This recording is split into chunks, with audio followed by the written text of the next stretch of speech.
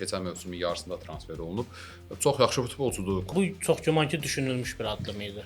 O düşünməyib ki, daha Azərbaycan çempionatında 70% Sabahda stadion yəni süni örtüklü sabahın oyunçular meydançadır. yəni süni Ona pis xəbərimiz bilmirdi, məncə məlumatı yox idi da biz də səs eləmədik amma O Guardiola məsələsini qeyd edirsən. Guardiola məsələsində mənə elə gəlir ki, istəmir ki, burada yığdığı dividendi, hörməti, futbolda olan belə deyək, yeri, çəkisini orada xərcləsin. yerlə bir eləsin. Yəni ingilisdir deyə oyunçunun qiyməti avtomatik biraz Məsələn, artdı. elə hal-hazırda baxırsan ki, kim çıxırsa ortalığa, futbol yaxşı futbolcu ya PSG-yə gedir, məlum məsələ. Sizcə Real ya Barsa İngiltərə Premyer Liqasında olsa neçənci yer tutardı bu il? Salam dəyərli izləyicilər. Topal podkastının növbəti buraxılışında xoş gördük sizləri. Bildiyiniz kimi dünya çempionatı başa çatdı və futbol artıq yavaş-yavaş Avropaya qayıdır. Bu gün biz ümumi futbol mənzərəsindən, Avrokuboklardakı təmsilçilərimizin ikinci mərhələdəki çıxışlarından danışacağıq. Eyni zamanda Avropada baş verən, həmçinin dünyada baş verən transfer siyasətindən danışacağıq. Yenə də burada tək deyiləm, mənlə birlikdə həm Həsən, həm də Təhməz olacaq. Təşəkkür edirəm hər ikinizə bu gün mənlə burada bir yerdə olduğunuz üçün. Yoldaşlar, istəyirsiniz gəlin birinci başlayaq bu ümumiyyətlə təmsilçilərimizin çıxışından, onları dəyərləndirək. Sonra yavaş-yavaş artıq keçərik transfer xəbərlərinə, ümumi belə futboldan danışarıq. Təmsilçilərimiz gözləntilərin belə deyək də altında qalmadılar. Əsasən Qarabağ, Sabah Zirə. Xüsusən Qarabağın oyunu mənim çox xoşuma gəldi. Hiss olunur ki, artıq öz strukturuna, öz sisteminə belə deyək, sadiq qalan bir komanda var. Və əsasən hücumların müdafiədən qurulması, cinah müdafiəçilərinin hücuma qoşulması, yəni bütün bunlar hamısı göstərir ki, məşqçinin bir planı var idi və ona sadiq qaldılar. Ona görə yəni oyunlarını bəyəndim mən. Belə ümumi 7-də 7 ilə gedirdik. 7-17 qələbə və onu da xatırladaq ki, Azərbaycan futbolunda bir rekord qırıldı ki, təmsilçilərimiz Avropa kuboklarda 7 qələbə ilə start verdilər Avrokuboklara.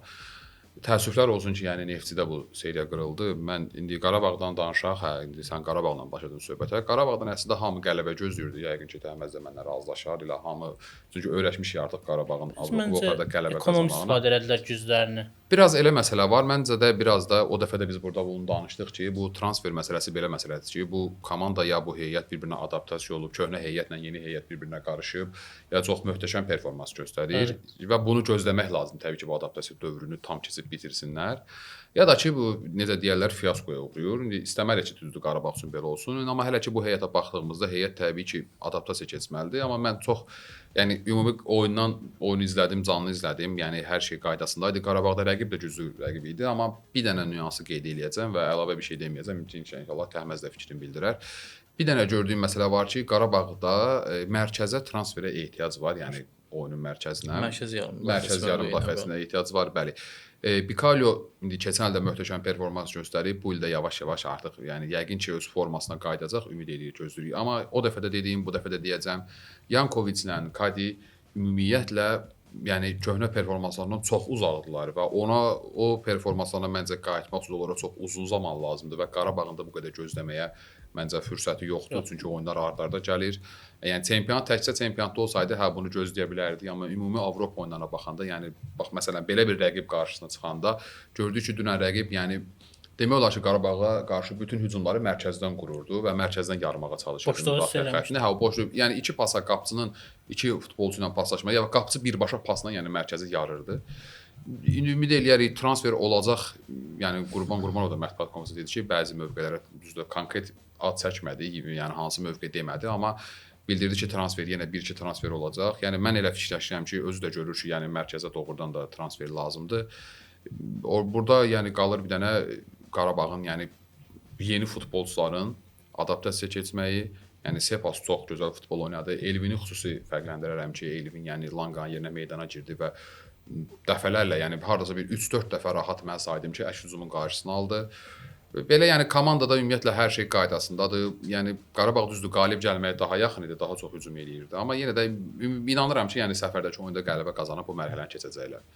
Buyur Təhməz, indi sözü verirəm sənə. Qarabağdan başladıq, elə Qarabağı deyək ki, Murad, yəni əslində təəccübləndirmədi. Baxmayaraq ki, düzdür biz qələbə gözləyirdik. Amma oyuna baxdıqda rəqibin gücünə görə Hə, təəccübləndirmədi deyirsən. Hə. yox, təəccübləndirmədi. Təbii ki, Qarabağda həmişə belə olub demək olar ki, təsdiqat mərhələsinin iş turlarında, iş vaxtlar belə deyək də komandanın bir-birinə uyğunlaşması, yeni transferlərin uyğunlaşması, komandanın öz formasını ümumi olaraq bərpa eləməsi müddəti ki var. Bu adətən 200 təsdiqatdan sonra Qarabağ artıq optimallaşmağa başlayır heyət. İndi Qarabağ həmin dövrü yenidən keçir və nəzərə alaq ki, 8-9 yeni transfer var ki, onların da əsas heyətdə əvəz etmədən oyuna daxil olması müəyyən qədər Qarabağın oyun sisteminə təsir göstərir. Onların da adaptasiya müddəti keçdikdən sonra düşünürəm yaxşı olacaq. O ki qaldı Qarabağın son oyununa, ikinci tur iş təsdiqat mərhələsindəki ilk oyununa, bəli, CSKA Sofiyaya qarşı oyununa mən Qarabağın oyunu bəyəndim, amma belə deyək də iş dəqiqələrdən bəlkə də start heyəti belə olmamalı idi, mənə elə gəlir. Nə idisə, yəni iş dəqiqələrdən Qarabağ öz dişini rəqibə göstərə bilmirdi. Əsas da məsəl üçün mən bir rəqəm yox, bir statistikanı nəzərə çatdırmaq istəyirəm. Uzun illər biz Qarabağın hücum planında daha çox sol cinah mövqeyində Elvin Cəfərquliyev və yaxud da elə Toral Bayramov getməmişdən və Toral Bayramovun özü Zubirlə son yaş tandemi təşkil edirdilər və Qarabağın demək olar %70% hücumları sol cinahdan təşkil olunurdu. Lakin ötən gün məsəl üçün mən bu oyunu bu tamamilə dəyişdi mənim üçün. Yəni uzun illərdən sonra Qarabağda bir dəyişiklik hiss elədim. Bu dəyişiklikdə Qarabağ demək olar sol cinahdan Lanqanın əvəz edilməsinə kimi, Zubirin əvəz edilməsinə kimi sol cinahdan demək olar ki, Qarabağ kəsərli hücum qura bilmirdi. Amma əvəz etmədən sonra Elvin Cəfərquliyevin heyətə qayıtması, əsas belə deyək də oyuna qoşulması və Reynaldo Sebasın oyuna qoşulması artıq Qarabağ yenə əvvəlki sanki sisteminə dönməyə başladı. Amma təəssüf edirəm ki, mən əvvəlki Yankoviçi görə bilmirik artıq mərkəzdə. Deyim olar Qarabağ mərkəzi vermişdi rəqibə, bəli. Mərkəzi vermişdi rəqibə. Lakin Montiel'in oyuna daxil olmasından sonra Qarabağ yenə demək olar mərkəzdə Kadi ilə yəni normal tandem təşkil etdilər və bir qədər Qarabağ üstünlüyü daha da aldı. Mənim Qarabağda ötən belə deyək də bu CSKA Safiya ilə oyunda ən çox diqqətimi çəkən, xoşuma gələn oyunçulardan biri isə mütləq qeyd etməliyəm, baxmayaraq ki, hələ də öz forması, optimal formasını bərpa edə bilməyib Kaşuk, yəni belə deyək, sağ cinahda solda Zubidən daha iti görünürdü, daha kəsərli görünürdü. Ümumi isə nəzər yetirdikdə düşünürəm ki, Qarabağ qarşılaşmasında istədiyi qolları vuracaq. Mətbuat konfransında elə sən də orada olmusan. Qurban Qurbonov açıqlama verdi ki, biz rəqibi tanıdıq. Gəlin 2024-cü ildəki Ludogorets elə Bolqarıstan Ludogoretsdən oyunu nəzərə alaq. Bəli, burada 2-1 məğlub olduq və orada da Qurban Qurbanov mətbuat konfransında bildirmişdi ki, rəqibi tanımırdıq, yəni bu oyunda tanıdıq. Eyni demək olar ssenari davam eləyir. Mənə gəlir ki, Qarabağ Qurban Qurbanov komandası səfərdə CSKA Sofiyaya çox böyük bir sürpriz edəcək. Ludogoretsə yaşatdığını inşallah Sofiyaya da yaşatsın. Bu mərkəz yarım müdafiəsinin önəmini bu müasir futbolda əsasən elə bu dünya çempionatında gördük. Yəni Rodri demək olar sayəsində, Rodri faktoruna görə dünya çempionatından yaxşı oyunçu seçildi. Ən yaxşı oyunçu seçildi və İspaniya çempion oldu. Ona görə yəni indiki müasir futbolda ən önəmli mövqelərdən biridir. Mərkəz yarım müdafiəsi belə də bütün cinahları, hücum xəttini, bütün topu idarə edən, orkestr idarə edir. Bəli, dirijor olmalıdır. Yəni təəssüf ki, yəni o dirijorluğa artıq belə deyək, Yankoviç təhvil vermək istəyir deyəsən. Hələ o cəhətdən Muradın da qeyd elədi ki, mən elə gəlir ki, Qarabağda mərkəzə, yəni yaxşı bir yarım müdafiəçiyə ehtiyac var hazırda. Bəli. Ümid eləyək indi yavaş-yavaş keçək Neftçiyə. Ümumiyyətlə Neftçi klubu illərdir ki, bütün yəni Azərbaycanda təbii ki, indi belə deyərdim də, yəni Qarabağla bircə deyim və hətta deyərdim Qarabağdan da çox azarkeşi olan bir komandadır. Hər yaşdan demək olar ki, Neftçi azarkeşi var. Uzun illərdir hər kəs Neftçidən böyük uğurlar gözləyir. Böyük uğurlar da qazanıb, yəni illərlə. Əfsuslar olsun ki, Neftçi yəni belə bir oyun göstərdi. Oyun başlamamışdan əvvəl, yəni stadionun kənarında, stadion içində elə qəşəng abu-hava var idi ki, adam doğrudan da özünü çox belə, yəni bir futbol azarkeşi kimi, yəni bu jurnalistikanı falan kənara qoysaq, media mənsub olmağı falan kənara qoysaq, bir azarkeş kimi adam həqiqətən də həzz alırdı ki, Azərbaycanda belə bir futbol abu-havası var, bayram kimi. Yəni həmin stadion ətrafında, stadion içində. Təəssüflər olsun ki, oyun belə alındı, amma mən belə oyunun belə alınmasında daha çox baş məşqçisi Verindob'u günahlandıracağam. Yəni onun da bir nömrəli səbəbi var. Yəni oyunda 2-0 hesabda irəlidə idilər və Verindob ümumiyyətlə belə deyim də çempionat gedə-gedə də Azərbaycan çempionatında. Yəni Verindobda müşahidə etdiyimiz tək mən yox, bir neçə nəfər bu barədə danışıb. Yəni müşahidə etdiyimiz bir məsələ var ki, Verindob məşqlərdə də ümumiyyətlə deyirlər ki, oyunçuları müxtəlif mövqelərdə oynatmağı sevir. Məsələn, bir hücumçu alacaqsa, deyək ki, topda Rotasiyanı yəni sevən məşqçi. çox rotasiya eləyir. Yəni həddindən artıq rotasiya eləyir. Məsələn, topdan gah sağda oynadacaq, gah solda oynadacaq, gah mərkəzdə. Hətta məsələn topdanı 10 nömrə mövqeyinə çəkir, elə olur yarım müdafiə mövqeyinə çəkir. Bu bir misaldır da, Düz yəni. istəyirəm. O dediyin rotasiya məsələsində mən elə gəlir ki, Verondov Qurbanova çatmaz. Çatmaz, yox, əlbəttə çatmaz, amma təməz Uğursuz tətbiq eləyir. Bəli, belə bir şey var da. Çox üzr istəyirəm, boğazım qurudu. Amma belə bir şey var da Təməz. Məsələn, oyuna baxanda gördüm ki, hesabda 2-0 irəlidədirlər və demək olar ki, rəqib də artıq o meydanda hiss edirsən axı ki, rəqib artıq sənin gücünü qəbul eləyir ki, yəni bunlar bizdən güclüdürlər. Yəni biz ani hücuma çıxsaq, anidən nəsə bir kontratak eləməyə çalışsaq, rəqib bizi yenə cəzalandıra bilər bununla. Bunu hiss olunurdu meydanda. Amma mən bir an fikir verdim ki, Neftçi keçdi üçlü müdafiəyə. Yəni cinahlar irəli keçdi. Məsələn, Klinsmann mərkəzdə oynayırdı. Bir də baxdım artıq hücumda rəqibə pressinq eləyir. Belə o qədər dəyişik bir taktikalar yoxlayır ki meydanda və bunun nəticəsi olaraq da, yəni demək olar ki, o taktiki dəyişiklikdən sonra təxminən heç 1 dəqiqə yarım, 2 dəqiqə olmadı ki, rəqib düzdür, qol səhvdən oldu, Emil Balayevin səhvdən oldu. Amma önəmli olan yəni o səhvdən əvvəl o topun ora gəlməyi də, yəni o oyunçuya gəlmək, ora çatmağıdır. Yəni oradan o zərbəni vurdu, hə deyək ki, Emil Balayev qaytarmalı idi, amma top ora necə gəldi çıxdı da, məsələ də orası. Zərbəyə imkan verməmək. Hə, yəni o zərbə meydançasında top necə gəldi çıxdı. Yəni hücumu irəlidə, yəni düzdür, oyundan sonra mətbuat konferansında Verondov da bildirdi ki, biz səhvlərdən qol buraxdıq. Yəni elə də dəhşətli bir hücum verəmədilər bizə, amma məsələ burasıdır ki, yəni sənin komandanı o səhvə məcbur edən bir rəqib var idi qarşında. Sən bunu nəzərə almalıydın və dəyişikliklərə çox gec getdi mənim fikrimcə. Yəni keçən mövsüm məsələn Piriç oynatmışdı uzun müddət çempionatda və Rıza Cəfərov da düzdür, yaxşı qapıcıdır. Mənim sevdiyim bir qalçıperdi, amma Qəbələdə 5 ya 6 oyuna çıxmışdı. Yəni uzun müddətdən sonra Səlahiyyət hətta qapıya qayıtmışdı Hətta Qəbələdə. belə deyək, Murad, Rıza Cəfərovu Neftçi belə də istəməyərək komandadan göndərmişdi. Hə, icarəyə göndərmişdi. Bəli, göndərmişdi icarəyə. Yəni Rıza Cəfərov elə əgər həqiqətən də ikinci qapısı isə onu niyə icarəyə göndərilmişdi? Hə, yəni maraqlı gəldi. O dəyişiklik də məsələn mənə maraqlı gəldi. Yəni məncə rəqibi Verondov çox da ciddiyə almamışdı. Mən belə fikirləşirəm və özü də buna peşman oldu. Mətbuat konferansında açıqlamalarına da bu görünür ki, özü də peşman olmuşdu. Amma yenə deyirəm, yəni Neftçi doğrudan da növbəti oyuna həqiqətən ciddi hazırlaşsa, yaxşı hazırlaşsa, yəni bu ilk 20 dəqiqədə, 25 dəqiqədə göstərdiyi oyunu səfərdə də göstərə bilsə, bu rəqib keçilməyəsi rəqib deyil, məğlub olunmayacaq rəqib deyil. Yəni biri var, məsəl üçün də indi bu mərhələni keçsələr ki, inşallah Braqa ilə rəqib düşəcəklər. Deyək ki, Braqaya uduzdular. Hə, biz qəbul eləyərik ki, Braqa Neftçidən doğrudan da güclüdür, yaxşı təşkil olunmuş komandadır, Avropada uzun illərdir təcrübəsi var. Bunu başa düşərik, amma yəni bu rəqib yəni sənin keçə biləcəyin bir rəqibdir də. Yəni Dinamo Minsk nə qədər güclü bir rəqib ola bilər ki, Neftçi keçə bilməsin. Cəzasını çəkdilər. Təəssüflər olsun ki, 2 top fərqi oldu, amma yenə bu təqdə bağlanmayacaq bir fərq deyil. Murad, bu oyuna mən belə deyək, müəyyən səbəblərdən 20 dəqiqə gec baxdım. 20 dəqiqədən sonra əsas o Neftçinin hissəsi görmədim. Bəli, o hissəni görmədim. Hə, belə deyək, televizoru yandıranda 2-0 hesabını görəndə özüm də bir qədər şoka düşdüm ki, yəni Neftçi 2-0 artıq 20 dəqiqə ərzində 2-0 öndədir. Amma həmin dəqiqədən etibarənmi, necəsə, yəni artıq rəqib topu ələ almışdı və görünən o idi ki, sanki Neftçinin oyunçularında bir xaos yaranmışdı. Sən deyirsən, məsəl üçün Klinsmann hücuma keçmişdi. Sanki oyunçular harda oynayacağını artıq itirmişdilər, fikirləşə bilmirdilər. Yəni elə bir təəssürat yarandı insanda. Tam olaraq onu demək istəyirəm. Topu da nəzarət tamamilə rəqib götürdü.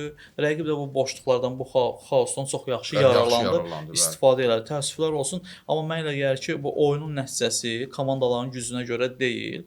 Əksinə Neftçi burada zəif oynadığına görə uduzdu.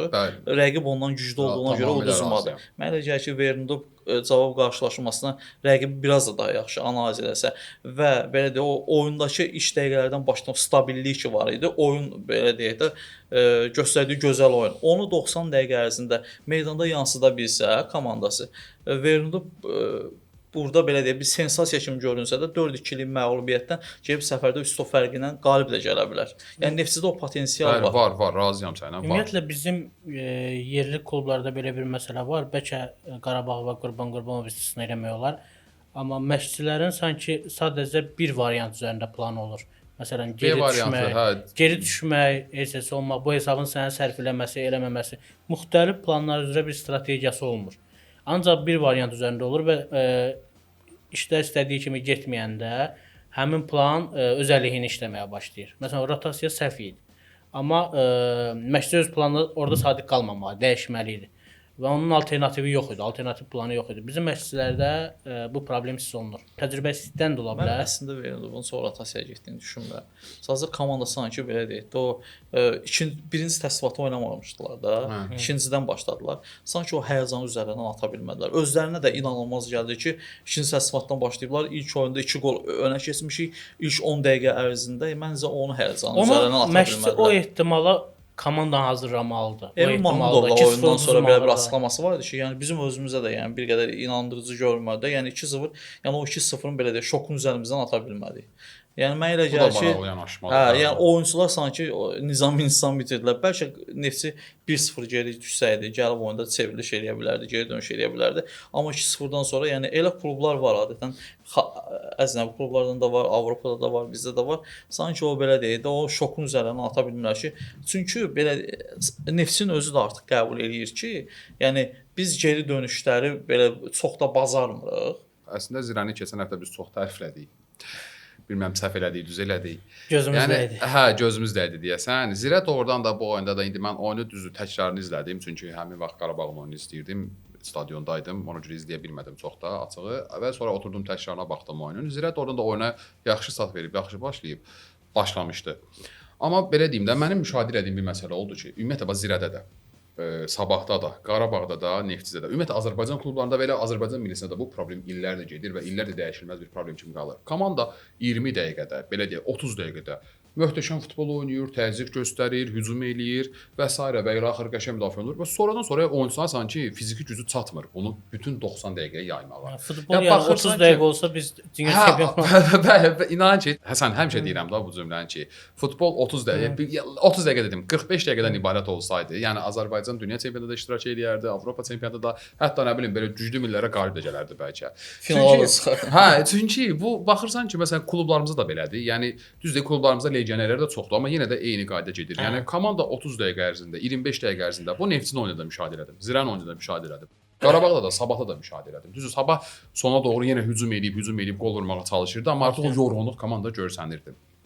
Yenə deyirəm, mövsümə yeni start verilib, oyunçular təlim məşğullaşına yeni qayıdıblar, hələ tam adaptasiya olmayıblar, yeni transferlər var. Bütün bunların hamısı başa düşüləndir. Amma bu ciddi problemdir. Yəni bir futbolçunun fiziki gücünün, yəni 30 dəqiqədə yorulması, 30 dəqiqədə tükənməsi çox ciddi problemdir. Əslində Murad, o dediyim məsələyə toxunuruqsa, mənə elə gəlir ki, burada o Turan Tovuz amilini qeyd eləməliyik. Hazırlıq prosesini bir qədər belə də Zirə üçün bu gözlənilməz oldu. Avrokuboklar Turan Tovuzun belə deyək də bu onu amma qərarı sənlə tamamilə razıyam, amma məncə Zirə komandası artıq bunu aşmalıdır. Çünki bir mərhələni keçdiniz, artıq bu qərar verildi, bu geridə qaldı. Yəni o amil məncə burada özünü daha çox biruzə verdi. Yəni bəlkə birinci rəqib Gürcüstan təmsilçisi nisbətən zəif idi.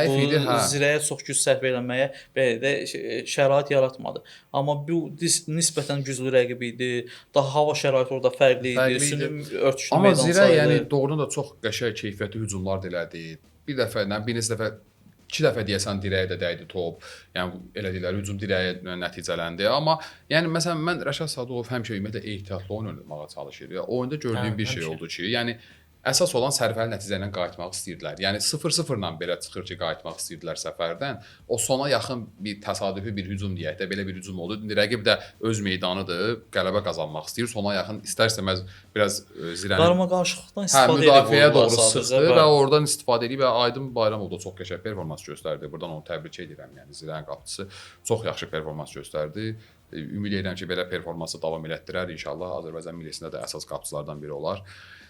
Yəni Zirə yenə də ümumi yaxşı oynadı, yəni gözəl oyun oynadı, bunu deyə bilərəm. Amma yenə də yəni burada gedib yəni Estoniyanın paydı klubu keçilməyəsi rəqib deyil də. Yəni bir Azərbaycan klubu Zirə yəni hər mənada mənim fikrimcə, yəni paydadan üstün klubdur. Həm istər maliyyə baxımından olsun, istər oyunçuların keyfiyyət baxımından olsun, istər transfer baxımından olsun, istər də infrastruktur baxımından olsun, ya da baş məşqçi baxımından olsun ki, yəni mənim bu şəxsi fikrimdir ki, Zirə hər tərəfli paydadan üstündür. İndi ümid edirik ki, burada yenə də inamlı qələbə qazanıb, yəni Torpedoya qarşı göstərdiyi oyunu burada Paydaya da qarşı göstərib mərhələni keçərlər. Amma yəni oradan gedib sərfəli nəticə ilə qayıtmaq məncə Zirə üçün yəni 0-0 olmamalı idi da. Bunu düşünməməlidir. Zirə ən az orada 1 top vurmalı idi, ən azı 2 top vurmalı idi. Yəni belə sərfəli nəticə. Mən oyunda belə gördüm ki, sözün əsl mənasında çox belə ehtiyatlı oyuna çıxıb. Hə, çox ehtiyatlı oynadılar. Yəni riskə getmir. Amma əsas xoşuma gələn bir şey oldu oyundakı. Zirə yaxın pasların bütün istiqamətini əvvəlcədən tuturdu və məcbur yerdə uzaq paslara. Rəqibi, Bu çox güman ki, düşünülmüş bir addım idi. Və Rəqibə daha yaxın oynayırdı. Yəni qısa ötürmələrə imkan vermirdi. Adətən bu sistemdən belə də Qarabağda biz görmüşük. Mən deyərdim ki, Rəşad Sadıqov komandada sistem dəyişikliyi eləyir. O sistemdə yavaş-yavaş eləyir. Hə, hiss edirəm mən onu. Məhz oradakı belə minimal hesablı məğlubiyyətin səbəblərindən də biri məhz budur ki, sistem dəyişikliyinə gedib komanda və hələ sistem tam oturuşmayıb və istənilən hələ ki effekti vermir. Amma mən oradakı belə deyək, o 1-0-lıq məğlubiyyəti bir fiasko, ağır məğlubiyyət kimi qiymətləndirmirəm. Mən elə gəlir ki, Rəşad Sadıqovun komandasının gücü də, potensialı da yetər ki, rəqibi burada bəli məyus yola salsınlar, növbəti mərhələyə vəsiqə qazansınlar. Zirəyə də uğurlar arzulayırıq. Sabah barədə çox danışmağa məncə ehtiyac yoxdur. Nə mənada deyirəm bunu. Sabah yəni gözləniləni qarşıladı, nəticə qazandı. Düzdür, biraz çox bunu danışmışdıq. Yəni bundan əvvəl TNS-ə qarşı oyunda da yəni həmin demək olar ki, çoxlu epizodlar xərcləmişdilər sağa-sola. Yəni Kubus da bunu gördük. Mən də onu deyəcəydim. Sanki dəqiqlik, yəni belə nəticəyə fokuslanma, bitiricilik çatmır komandada. Çox qəşəng hücumlar qururlar sağdan, soldan, mərkəzdən. Yaxşı anlaşırlar, yaxşı paslaşırlar. Yeni transferlər də yaxşı qoşulub komandaya.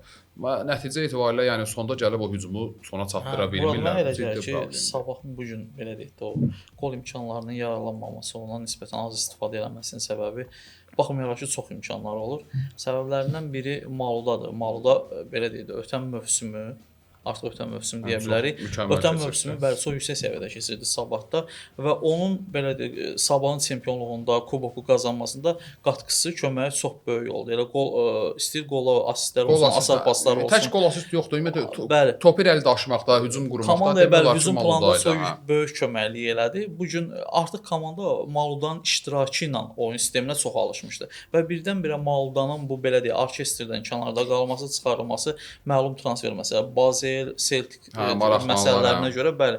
Bu insanın artıq beyni, bu futbolçunun beyni artıq Avropada həmin klubların yanında təəssüflər olsun. Ona görə mən elə gəlir ki, onun orkestrdən kənarda qalma, komandadan uzaqlaşdırılması bir qədər Sabahın bəli, hücum planında da, qol epizodlarında da özünü göstərir. Məncə də yəni yenə də yeni transferlər də yaxşı qoşulub. Paris falan çox qəşəng oynayırlar. Veljko Simic onsuz da yəni əvvəldən həmişə yaxşı fərqlənib şeylə oyunuyla.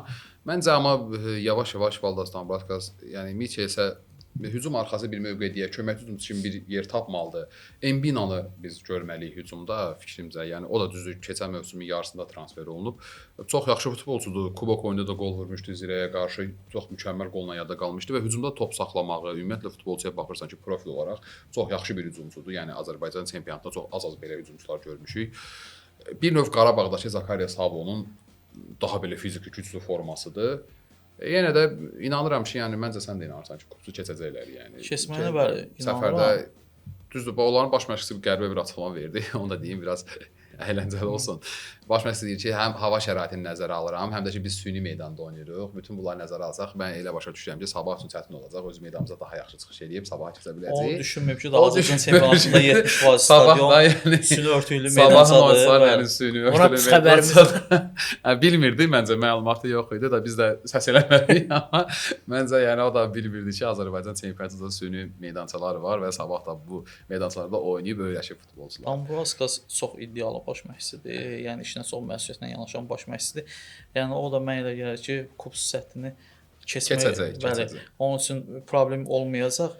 Əksinə buradakı qol epizodlarını orada dəyərləndirə bilsə, Sabah orada 200 top fərqi ilə də qalib gələ bilər. Yəni o gücdədir. Uğurlar arzulayırıq Sabaha da. Sən əlavə edəcəyin bir şey yoxdur. Uğurlar arzulayırıq Sabaha da. Ümumiyyətlə bütün təmsilçilərimiz ümid eləyək ki, artıq yavaş-yavaş biz buna keçməliyik də. Yəni birinci mərhələdən kifayətlənməməliyik də. Klublarımız ikinci mərhələdə keçməlidir, üçüncü mərhələdə keçməlidir, play-off oynamalıdır. Yəni nə qədər olar Qarabağ keçsin. Qarabağ onsuz da. Əsas da bizim belə deyək, Azərbaycan reytinq cədvəlində irəlilənməlidir. Bunun üçün mütləq şəkildə yəni hər klubun rəhbərliyi qarşıya bir yəni mərhələ keçməsə belə ən azından qələbə qazanıb o reytinq xallarımızı artırmalıyıq mütləq şəkildə. Ölkəyə. Yəni biz bunu gözləyirik, istəyirik. İndi Azərbaycan çempionatından istəyirəm biraz da dünya futbolundan biraz danışaq. İndi maraqlı bir məsələ var. İtaliya millisi baş məşqçi tapılır. Konkret olaraq Ancelottiyə təklif göndərdilər, Ancelotti qəbul eləmədi təklifi, ardınca çox böyük bir iddia ilə Guardiola təklif göndərdilər. Guardiola da qəbul eləmədi. İstəyirəm bununla bağlı. İtaliya millisi belə saatlı bomba kimi bir şeydir. Yəni ora gedən öz karyerasını riskə atacaq indiki vəziyyətdə. İddialı açıqlama verdi. O Guardiola məsələsini qeyd edirsən. Guardiola məsələsində mənə elə gəlir ki, belə deyək, illərdir dividendini artırmaqla məşğul olan, adından istəyir Barselonada, Manchesterdə adından yetər qədər söz etdirən bir baş məşqçi. Yəni o çox ağıllı, baş məşqçidən əlavə insan kimi də çox ağıllı insandır. Məhz onun bu gün bu uğurların səbəbi də məhz onun ağıllı olmasıdır. O mənə elə gəlir ki, onun ora getməməsini, İtaliya millisini çalışdırmaq istəməməsinin ən böyük səbəblərindən biri adam çox güman ki düşünür ki, yəni hazırda heyətdə çıxıb döyüşəcək, nə ulduz futbolçusu var, nə də yəni və kollektiv olaraq yəni o gücə sahib deyillər. Bəli. Guardiola mənim fikrimcə istəmir ki, burada yığdığı dividendi, hörməti, futbolda olan belə də yeri, çəkisini orada xərcləsin. Hə, yerlə bir eləsin. Çünki sürpriz yumurtadır da, bilmirsən içindən nə çıxacaq. Həm də Guardiola yəni bəyənmədiyi bir mövqeyə 100 milyonlara, nə bilim 150 milyonlara futbolçu aldıran adamdır. Yəni İtaliyada da bu dəqiqə heyət çox bərbad vəziyyətdədir. Yəni bu məncə hamı qəbul eləyər ki, ümumiyyətlə hücuma baxırsan, müdafiəyə baxırsan, yarım müdafiəyə baxırsan, İtaliya ümumiyyətlə futbolçu yetişdirmir. Oradan da istəyirəm, yəni bir gediş edeyim oradan da həm bu futbolçu məsələsinə ki, məsələn mən baxıram İngiltərə Premyer Liqası, İspaniya La Liqası, İtaliya, Almaniya çempionatı. Doğrudan da fikir verirsinizsə İngiltərə Premyer Liqası o qədər yüksələ gedir. Bu İngiltərə yığmasında da özünü göstərir. Düzdür, indi bu dünya çempionatı o qədər möhtəşəm belə performans göstərə bilmədilər. İndi çoxsu məşqçinin qanadı. Amma nə qədər olmasa da, yəni burada məncə hamımız üçümüz də razılaşarıq ki, İngiltərə millisinin futbolçuları hərəsi təklikdə böyük ulduz futbolçulardır da. Yəni baxsan, yəni o qədər də zəif belə futbolçular Özdə Murad, deyil. bu son dünya çempionatından sonra məhz o İngiltərə millisindən azı bir 4-5 futbolçunun qiyməti xeyli artır. Elə tam onu demək 25-30 istəyirdim. milyon avro civarında daha da artır. Bəli, Ümumiyyətlə tam onu Premyer demək Liqa qiymət cəhətdən həmişə yüksək, belə deyək də, yüksəkdən götürən liqadır və orada məsəl üçün oynayan ingilislərdə də öz oyunçularını fərqi yoxdur, istəyir yaxşı, istəyir pis mədə şişirtmək var. Yəni bir oyunçu əgər ingilisdirsə, o belə bir kapslar var deyə Arda Güler ingilis olsaydı, hə 100 neçə milyon. 100 neçə milyon olardı. Arda Güler deyə 30 milyon aldı.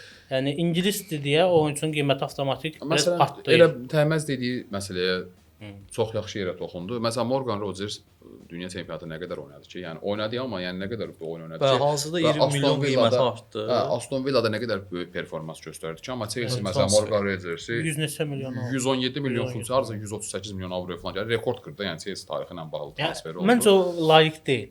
Deyil, əlbəttə deyil. Təbii ki, indi burada çox adam fikirləşir ki, klubdur da, pulu var, verir, alır. Orasını başa düşürük. Amma burada disbalans necə yaranır? Məsələn, İtaliya çempionatına baxdığımızda Almaniya, eyni zamanda İspaniya. Məsələn, Barcelona Gordonu transfer elədi, 90 milyona səhv eləmirəmsə transfer elədi. Mən bilirəm ki, məsələn onu orada bəndlər açıqlanır da, hissələrə bölüb ödəyəcək, falan formalar ödəyəcək və Barcelona Gordonu aldı deyə artıq uzun müddət, yəni bahalı bir transfer elə bilməyəcək. Amma Chelsea 2 il bundan əvvəl Enzo Fernandezə 120 milyon vermişdi. Sonra Caicedo 130 milyona yaxın.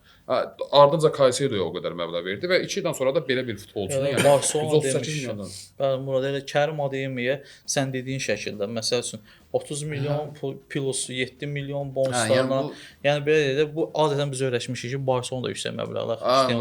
Amma biz görürük ki, həqiqətən də İngiltərə Premyer Liqası istisna olmaqla digər o top 5 liqalarda, digər top 4 liqalarda sanki bir transfer bazarında qiymət artıq pul xərcləmək istəmirlər.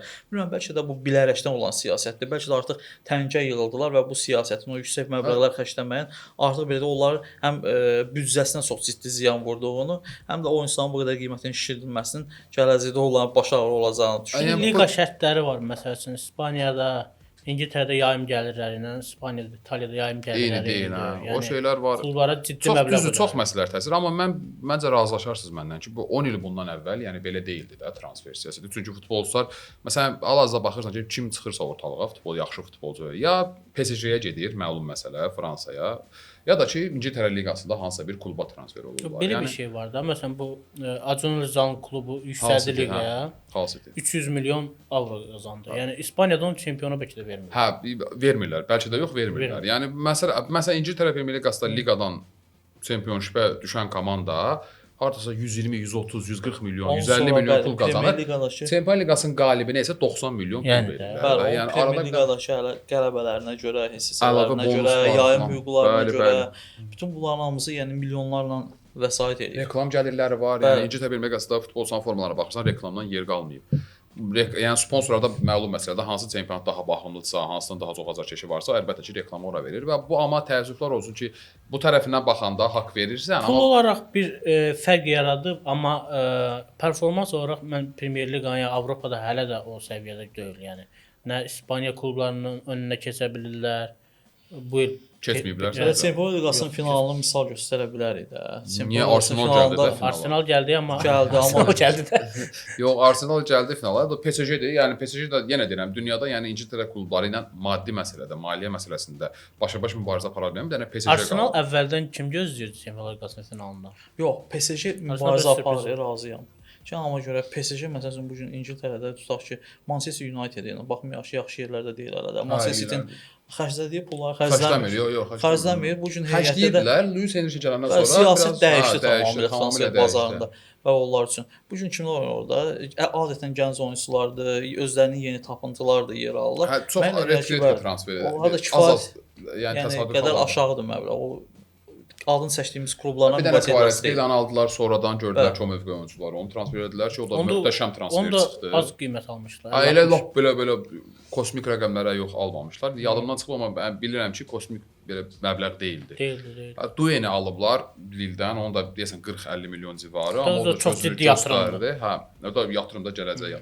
Yəni demək istədiyim məsələdə tam o yerə gəlmək istəyirəm ki, həm milli komanda mənasında, həm də belə klublar mənasında ki, yəni İtaliya futboluna 2000-ci ilin əvvəllərində kiçik dünya çempionatı deyirlər. Bütün dünya ulduzları demək olar ki, İtaliya çempionatında oynayırdı və hamısı da ora axışırdı. Ssenari tamam Hə, dəyişdi. o. Yavaş-yavaş həmin dövrlərdə məsələn İngiltərə Premyer Liqası o qədər də baxımlı bir liqa olmayıb. Yəni bundan əminəm. Yəni artıq zaman keçdikcə, zaman dəyişdikcə və İngiltərə klubları İngiltərə o qədər belə yüksəlir ki, yüksəyə çatır ki və digərlərini demək olar ki, əzir. Məncə bu Öz bunu bir altında. yerdə partlayacaq. Çünki İngilis mütləq klubları şəkildə, yəni mümkün deyil. yəni dediyim kimi arada məsəl üçün belə sual verim də. Sizcə Real ya Barsa İngiltərə Premyer Liqasında olsa neçənci yer tutardı bu il? Bu il Realla Barsa, yəni mənim fikrimcə 6-cı, 7-ci yerdə olardılar yəni. İngiltərə Premyer Yəni İngiltərə Premyer Liqasında Liqasında. mənə elə gəlir ki, iş üst dördlükdə olardılar. Məncə 1-2 olar. Yo. Sən İş razı üst deyiləm dördlükdə olardılar. Yəni Mən- maksimum mənada Arsenaldır da, nə var? İngiltərə Premyer Liqasında bir qədər yəni Mühit sizdən başqadır, fərq nədir? tamam. Orada oyun sistemi tamamilə başqa cürdür. Hə. O hakimlər orada sərt oyuna üstünlük verirlər. Verirlər. Amma biz görürük ki, İspaniya La Liqasında bu belə deyil. İngilis hakimlər yəni belə deyək də kobud bir açıq-aşkar qayda pozuntusu yoxdursa ona üstünlük verirlər. Amma İspaniya La Liqasında adətən hakimlər belə məqamlara çox həssas yanaşırlar, daha tez fit salırlar da. Bir də İspaniya Bu cəhətlər təsir eləyəcək. Hə, bir də İspaniya La Liqasında məsələn Realla Barsa deyirsən də, sən Realla Barsanın rəqibi kimdir? Maksimum Atletico Madriddir. Maksimum Villarrealdır biraz Sevilla'dır, yəni büdrədə biləcək. Sevilla, Amma İngiltərə Villarreal, Premyer Liqasında Valencia əvvəlki belə deyək məsələn də İngiltərə güclənən Premyer deyil. Liqasında Arsenal rəqibi kim idi? 19 komandanın hamısı. Aston Hə, Villa'sından yəni tutmuş, axırıncı yerə gedən komanda belə aniden Tottenham, gəlib, hə, yəni Hə. birinci yerdə olan komanda necə udursa, buna da təəccüblənmirsən. Çünki bu Premyer Liqanın Belədir. təməli belə qoyulub. Yəni bu belədir. Nəsə yoldaşlar, maraqlı müzakirə oldu. Təşəkkür edirəm hər ikinizə. Çox sağ olun. Bugünkü podkastımızda deyirəm belə yekunlaşdıraq. Dəyərli izləyicilər, bugünkü buraxılışımızın da sonuna gəldik. Siz də öz fikirlərinizi bizim YouTube platformamızda, TikTokda, Facebookda, Instagramda şərh bölməsində bildirə bilərsiniz. Bizi izləmədə qalın. Top artıq sizdədir.